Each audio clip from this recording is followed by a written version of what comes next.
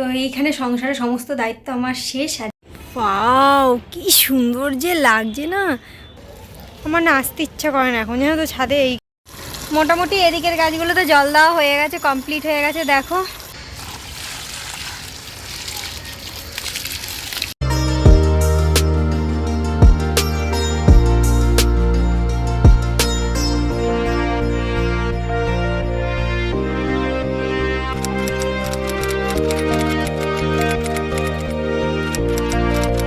সকাল সকাল ঘুম থেকে উঠে ফ্রেশ হয়ে সোজা ঢুকে পড়েছি রান্নাঘরে। রান্নার তোড়জোড় চলছে, তো দেখতেই পাচ্ছ সমস্ত কিছু গুছিয়ে ফেলেছি। তোমরা ঠিকই ধরে ফেলেছো, চিকেনের প্রস্তুতি চলছে। তার জন্য দেখো রসুন, পেঁয়াজ, টমেটো, আলু সব কিছু কেটে কুটে সুন্দর করে গুছিয়ে গাছিয়ে নিয়ে নিয়েছি।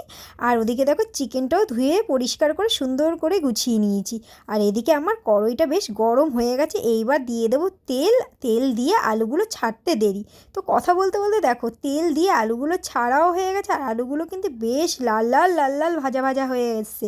এবার চলো আলুগুলোকে তুলে ফেলি, তারপরে মাংস রান্নার প্রস্তুতিটা শুরু করে ফেলি।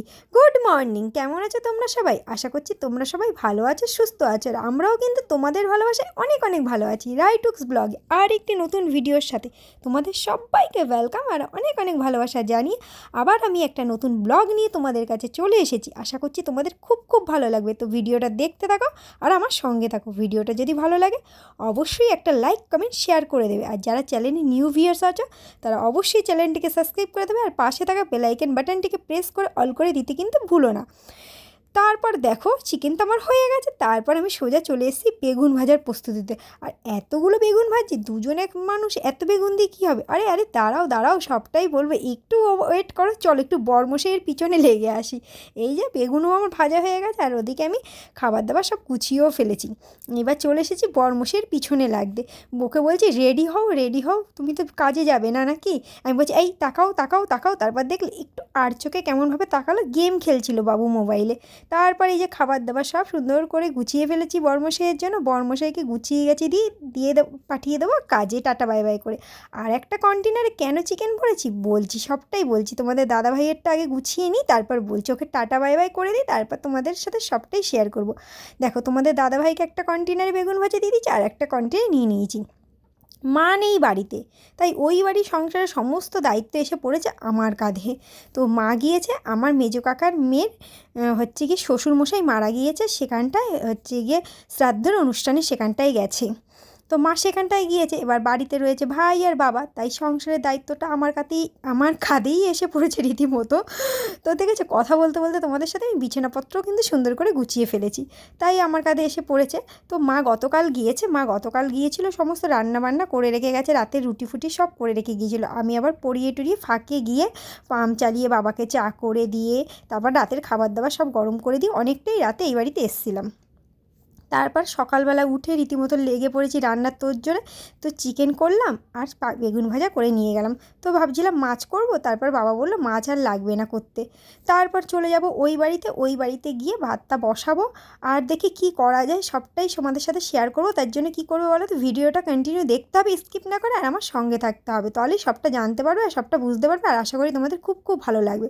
তো আমি এই বাড়ির সংসারের সমস্ত দায়িত্ব তো করে ফেলেছি, চুকিয়ে ফেলেছি, মানে দায়িত্ব সব পুরো কমপ্লিট হয়ে গেছে। এই বাড়ির সমস্ত কাজ বাজ A to Z, মানে স্নান, পুজো, ঘর মোছা, বাসন মাজা সব করে টোরে তারপর দেখেছো ছাতা মাথায় নিয়ে বেরিয়ে পড়েছি, খাবার দাবার হাতে নিয়ে চললাম ওই বাড়ির উদ্দেশ্যে। তো চলো বন্ধুরা ওই বাড়ি যাওয়া যাক। ভীষণ গরম পড়ে গেছে, রোদের কি তেজ, মানে ভীষণ ভীষণ কষ্ট হয়ে গেছে। মানে খুব তাড়াতাড়ি করে কাজ করেছি বাড়িতে, কাজ বাজ করে দেখলে তো তোমার দাদাভাইকে খাবার দাবার দিয়ে চলে এসেছি।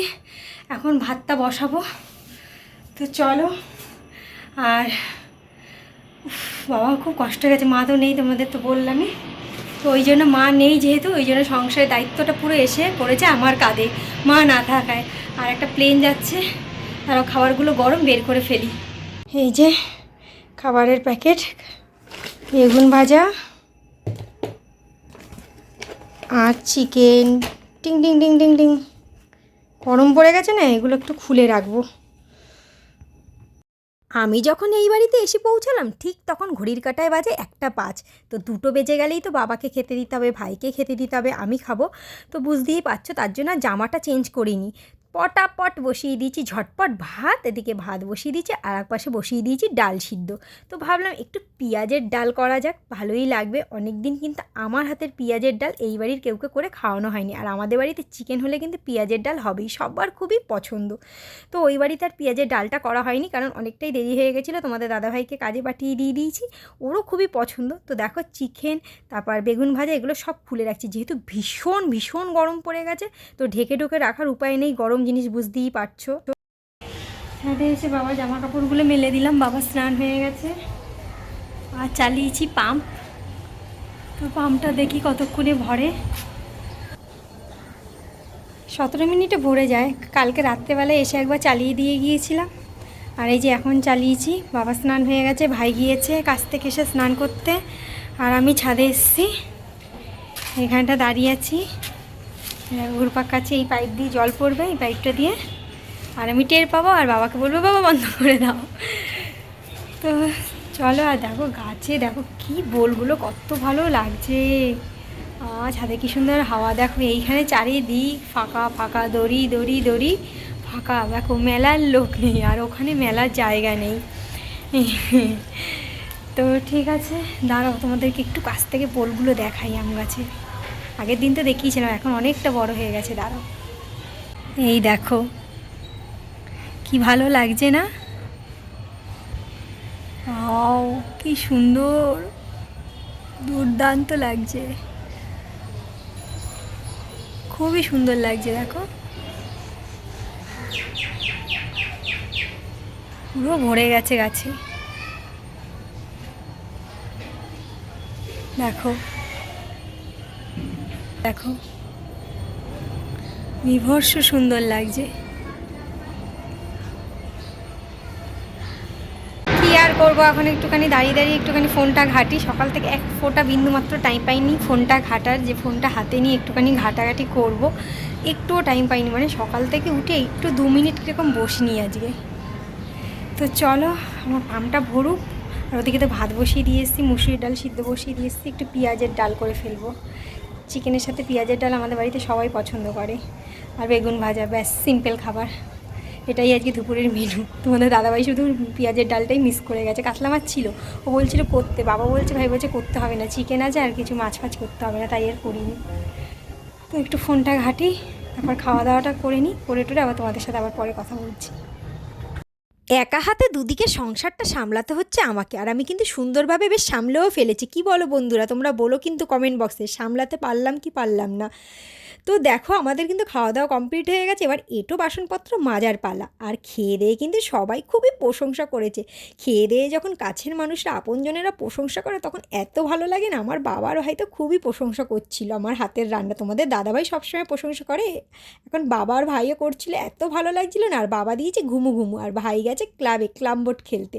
আর আমার সব বাসনপত্র মাজা হয়ে গেছে, সুন্দর করে পরিষ্কার করে ঝা চকচক করে সাজিয়ে দিয়েছি, কারণ মা অত দূর থেকে আসবে, তো এক জায়গা দিয়ে আসলে মানুষের ক্লান্ত হয়ে যায়, তাই জন্য সব গুছিয়ে রেখে দিয়ে গেলাম। সমস্ত কাজকর্ম সেরে একেবারে এই ছাদে এসেছি, আর এখন বাজে 5:10। আর বাবার লুঙ্গি পুরো শুকিয়ে গেছে, পুরো একদম কর্মর হয়ে গেছে লুঙ্গি পাঞ্জাবি দুটোই। ভাবলাম একটু ছাদে যাই, গাছগুলোতে একটু জল দিই। আর লাউ গাছটার তো বিশাল শোচনীয় অবস্থা, একটুখানি যাই গিয়ে দেখে আসি কীরকম আছে। আর ঘরে একা একা ভালো লাগছিল না, মা ছাড়া বাড়িটা যেরকম লাগে।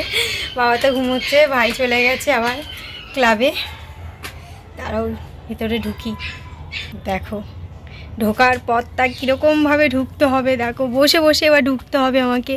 বাবা কী জোরে লাগলো, চুলগুলো পুরো টেনে ধরলো, মানে এই জায়গাটা একদম ঝুঁকে গেছে না, দেখো একদম ঝুঁকে গেছে না, বসে বসে ঢুকতে হয়।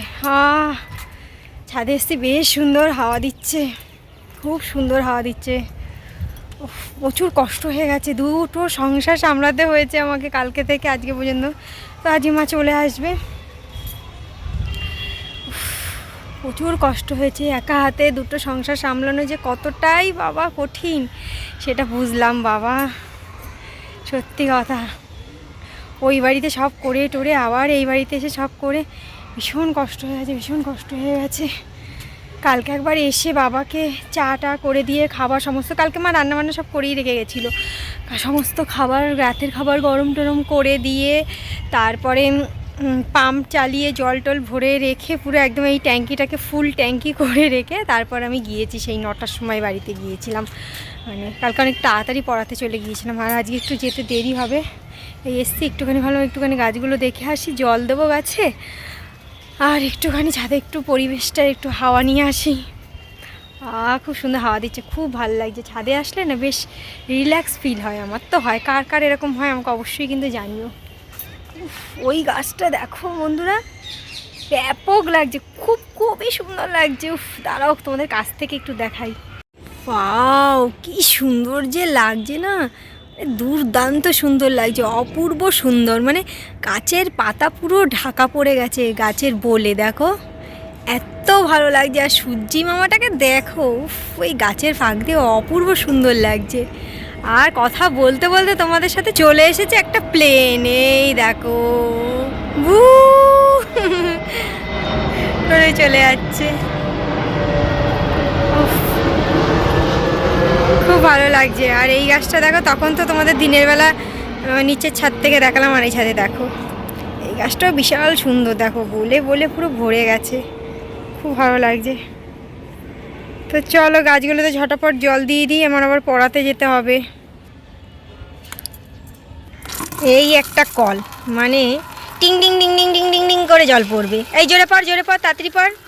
বালতি ভরতে হতে মানে 2-4 ঘন্টা সময় লাগিয়ে দেবে, তো ভর্তি হতে থাকুক। এক বালতি জল ভরে গেলেই ইনাফ।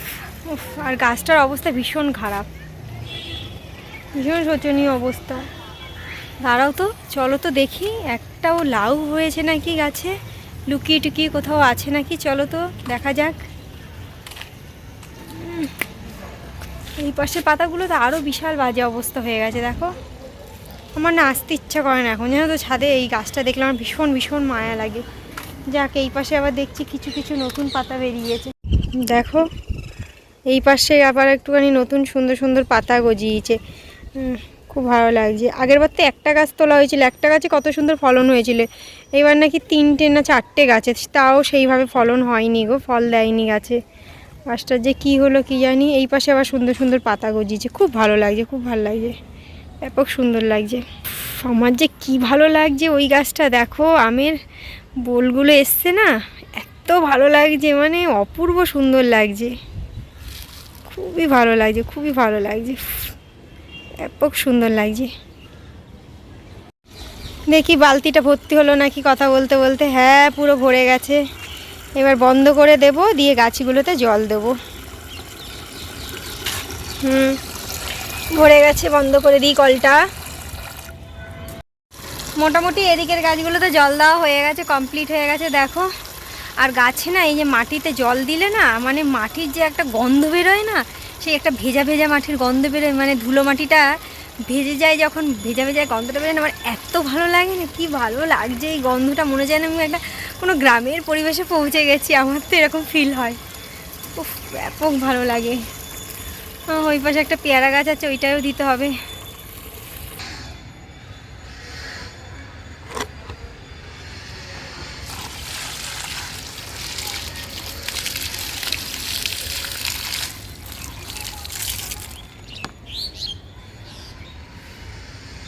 দেখ সব কমপ্লিট হয়ে গেল, পুরোপুরি সব কমপ্লিট হয়ে গেছে গাছে জল দেওয়া, দেখো দিয়েছি।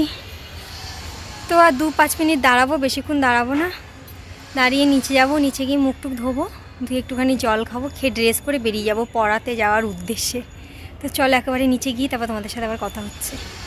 তো এই যে ছাদ থেকে নিচে চলে এসেছি, এসে একেবারে এই যে আমি রেডি হয়ে গেছি, আর এখন আর কোনো কাজ নেই, প্রায় 5:45 বাজতে যায়, অনেকক্ষণই ছাদে ছিলাম, দেরি হয়ে যাবে আজকে পড়াতে যেতে, ভীষণ দেরি হয়ে যাবে।